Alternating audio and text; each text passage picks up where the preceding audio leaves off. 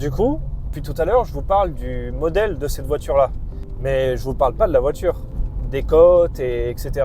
Cette voiture, aujourd'hui, on peut la trouver aux alentours de 7 000, 8 000 euros, dans un très très bon état.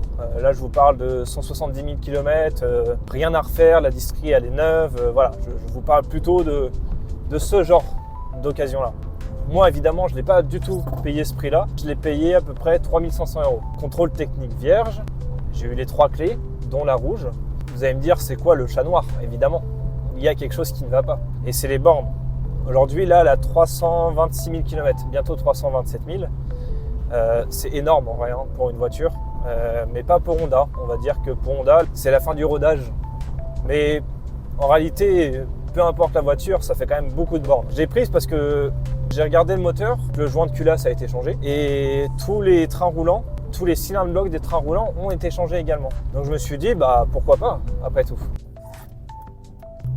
Il y a pas mal de choses à refaire, dont une distribution qu'on va faire ensemble. Et il y a plein d'autres bêtises qui doivent être faites sur cette voiture pour qu'elle soit correcte. Les suspensions, des fois, je pense qu'on doit l'entendre, mais ça couine pas mal à l'avant. Mais les suspensions sont bonnes. À l'arrière aussi, quand je l'ai eu, la voiture, elle était en wheeling. C'est-à-dire que vraiment, elle était en inclinaison comme ça. Les phares éclairaient le ciel. Enfin, c'était assez n'importe quoi. Et j'ai remplacé les suspensions à l'arrière pour qu'elle soit utilisable, la voiture.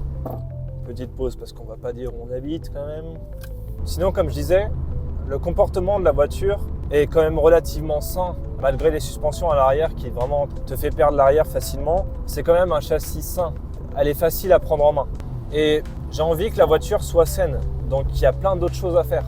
La voiture, elle prend l'eau par le coffre. C'est un peu la maladie honnêtement sur les MB. Mais voilà, il y a quand même pas mal de petites choses à faire avant qu'on commence cette prépa. Et ça, on va le faire dans mon garage. Et je vais vous montrer le garage.